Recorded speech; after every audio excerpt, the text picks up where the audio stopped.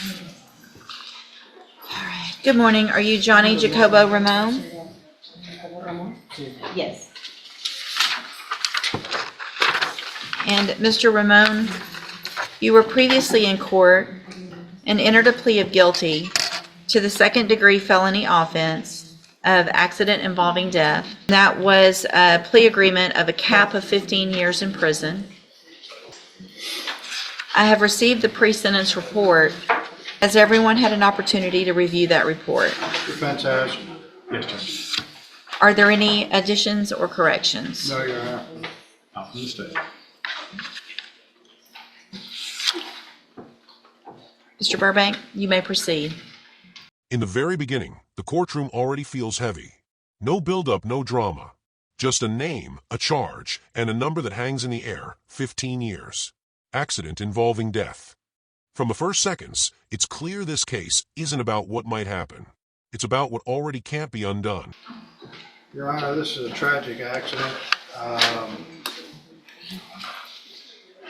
If you read the factual basis, which I know you did, the person was walking across the street at nighttime, and cars swerved, and my client actually hit him. As reflected by the charge, he failed to stop. He panicked, as in reference to his version, that is on page 1, and then was stopped up in Lumberton. He's been employed. He has family up in Woodville. He's been employed. He's got one problem. He is not a U.S. citizen. I would be arguing for probation in this case, but it is my understanding that there is a hold on him by immigration, and that he probably will not, if he got probation, he wouldn't be released. He has 2 prior DWIs from Tyler County that were taken care of. At the same time, what you receive, basically time served, 90 days jail. The intoxication charge that I believe is from Hardin County was when he was arrested, and that's been dismissed or rejected by the, and probably because we're down here. I asked for there's a death involved, and I would love to have the minimum in reference to penitentiary time, but I'm asking for mid. I think that 15 is probably too harsh, and that's my opinion, especially in light of the facts and circumstances of this, in which the person was walking across the street at the time and being blocked by other vehicles, and other vehicles had to get out of the way. But he was definitely wrong in not stopping, and he was intoxicated. I would ask for anything less than the 15, because I know where he's going to go, and that's a sad thing, but he's not here legally, and I don't know if he would like to address the court. Sí. Yes, sí. Go ahead. Quiero decir que lo siento. As the defense speaks, the picture shifts. Darkness. Other cars.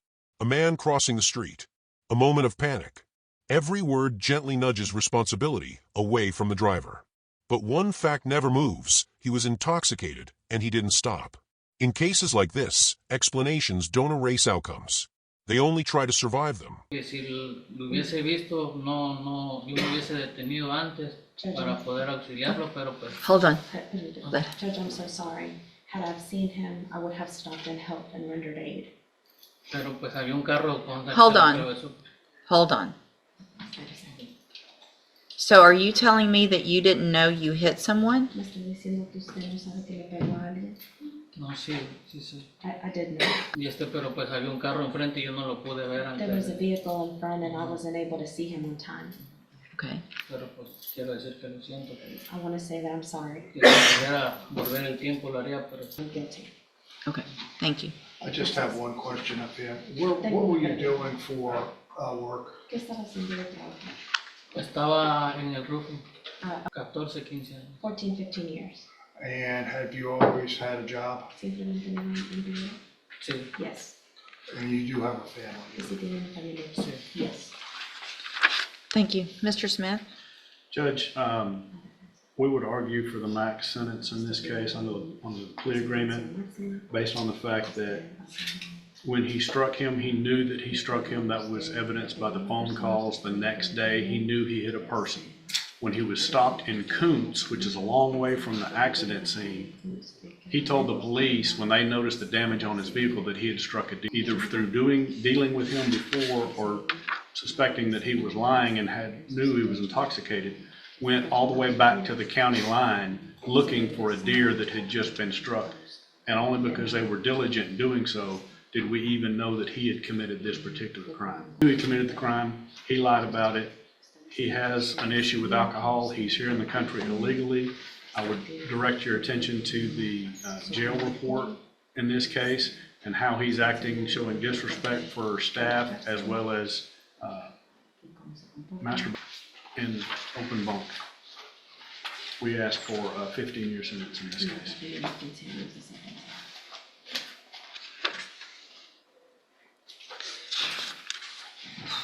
When the defendant speaks, the room slows down. He says he didn't know. He says he's sorry. And for a brief moment, it almost feels human. But remorse spoken after the damage is done carries a different weight. The law doesn't measure regret, it measures decisions. Mr. Jacobo Ramon, obviously the facts of the case are terrible. The fact that you didn't stop. The fact that you were intoxicated. And in addition, and I'm not even sure that if you were in our jail for some amount of time, there was a requirement that I release you because of the amount of time that had gone from the time of the offense while you were sitting in custody. I did that, and then you didn't show up. You are here illegally and have now killed someone. That you entered your plea of guilty freely and voluntarily. Find sufficient evidence to find you guilty. Find you guilty of accident involving death. Sentence you to 15 years in the institutional division of the Texas Department of Corrections. Receive credit on that sentence for any time that you've been in custody that the law gives you the right to receive. I'm handing you the trial court certification that shows this was an agreement that I followed, and so you've waived your right to appeal. I have also handed you a written admonishment regarding your ineligibility to possess a firearm or ammunition. It is in Spanish. I advise you to read that. If you are ever back in Texas legally, you will not be able to possess a firearm or ammunition. That could lead to more charges against you. This is where the illusion collapses. Phone calls reveal awareness. The deer story exposes a lie. Officers only discover the body because they refuse to accept the excuse. Panic turns into avoidance. Avoidance turns into deception. And suddenly, this isn't just a tragedy. It's a series of conscious choices stacked back to back. All right. Thank you. You can go back with the bailiff. Thank you, Mr. Burbank. Thank you, Ms. Burge. All right. You're Carly Davis and Carly Hoosier. And this is 24 DCCR 1385 and 25 DCCR 1237. And so we were going to be here on reviewing bond conditions, correct? And then the state has filed a motion to increase the bond. Yes, Judge. And is that in both of the cases or just that one? In both cases, Judge. Let me pull this up. I know I took a look at it last week, but. And so we've got both of these cases are driving while intoxicated, third or more. The first offense date is from May 6th of 2023. The second from February 10th of 2025. So I've got some history with regard to prescriptions. Some of it's obviously very hard to read, but it looks like prescriptions for alprazolam and something called D-amphetamine. Oh, the date, one of them specifically says no refills. I can't read the dates on these.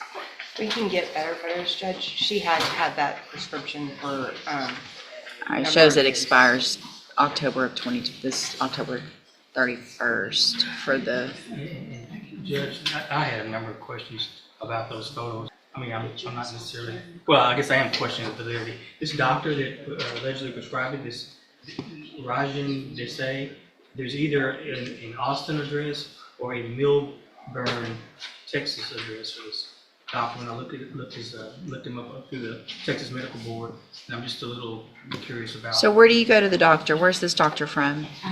From Beaumont, and I do a telemed every month except every 3 months. I go to his office. I don't know what you want today now. Today? Yes, ma'am. Where specifically? Here's what I think I'm going to do based on the nature of what these medications are and the history. Well, are you driving? Okay, I don't know if I already did, but a condition of your bond is going to be, as of today, that you are not allowed to drive any vehicle ever, period. Okay? So if you're caught driving, obviously you'll be right back in jail without, probably without a bond. Mr. Coleman, other than a no driving, is there any other? You know, Judge, I just would like to reiterate, and we put it in our motion, and it sounds like the court's read the motion, but, you know, she's got 4 previous DWIs, Judge, and in addition, she picked up this latest DWI while out on bond for a DWI. Right. Judge. And that, along with the positive drug test, additional assurances. and Judge, our argument would be that, the DWI itself is for the medications. She's been on these medications for, Well, it doesn't matter if you're on medication and you're Right. taking too much medication, then that's a problem. sure. So you can be on these medications and not be. Also, the failure of the drug test was for these medications. Right, I understand that. My biggest concern is the fact that if the medications are not being taken properly or too much of the medications, then that's a larger concern with the safety, and I completely understand and agree with Mr. Coleman on that. How'd you get here today? Here's what I want you to do, what I'm going to order you to do. I'm going to order that I'm requiring you to find out and with your doctor, get a prescription for something that is non-narcotic. So something that is not going to cause these issues if in fact our concern is that you are misusing or overusing these medications, then there's other medications that you can take. You need to talk to him today. I want that you're having. Does that make sense? You need to get that information from him, find out what he can prescribe. I want those to Ms. DeLage, and I want her to get those to me. That is a condition of your bond at this point. If you don't do that today at that appointment and get that information to her, then I'm going to, what I'll do today is not rule on Mr. Coleman's motion. So that motion to raise your bond is still out there. And if you don't get this information and you don't get this done today, then your bond will likely be raised and you'll be in jail. Do you understand? Can cause. I understand that. I'm not saying you have to get off of it abruptly. I'm saying I want the plan and how you're going to do it, what it's going to be reduced to, what it's going to take its place, whatever it is. I want that. You need to tell him that you have been ordered to get off the medications.